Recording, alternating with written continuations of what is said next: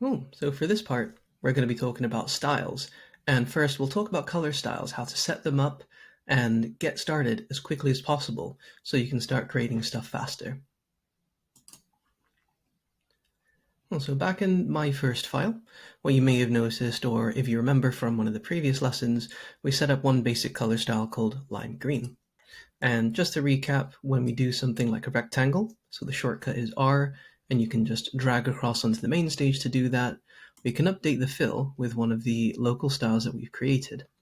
So one thing you'll notice is I've got a set of different colors here, and these used to be provided by default whenever you created a new team, but that's no longer the case. So what I'll do is I'll provide a link in the description of this if you want to use them. Or if you want to use something more modern, what I'm going to do is use material design and using some of those resources. And I suggest those in order to set up your palette and to start working from. So for example, we have this file that I found on the community. So it's got about 5,000 downloads and it's very easy. You can simply make a copy and all you'll need to do is click on here. Click on Publish Library. I'm using the free plan and you most likely are too. Publish the styles only, set the default colors, and publish those styles. And there you go. So from there, you'll be able to go back to your file. You can click on Figma and click on Libraries, just to make sure that we've shared them. And you can see I've got these libraries available, which are mine.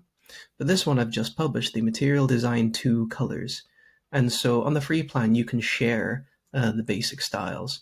So what that means is now I can click on Close, and I can then change the fill color. And I've got all of these colors available across a color spectrum.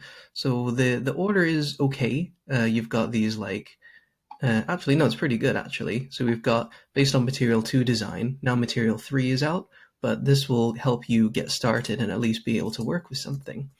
So I can set the stroke of this, for example, and set that to 10 pixels. Oh, maybe that's too much, maybe 5. And, we can go into here and we can update those colors and set them to your heart's content. Maybe a slightly better color than that. So what this means is that you can set up these styles, and then instead of trying to remember the hex codes like this, like remembering things like D9, it means that as you go through your design, you can try and remember which ones they are.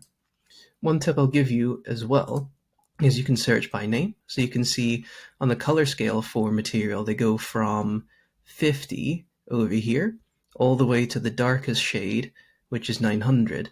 And then they have some A shades of 800, A200, A300, etc. So you can filter by these and just type pink 700 and it'll come straight up. So that's a very easy way for you to quickly piece together a design and make sure that your colors are consistent so that when you piece it all together and you take a step back, the design looks whole. Today's cover image has been brought to you today by Essen, a talented product designer with a graphic design background. I'll add some links to her LinkedIn and her Behance below in the description.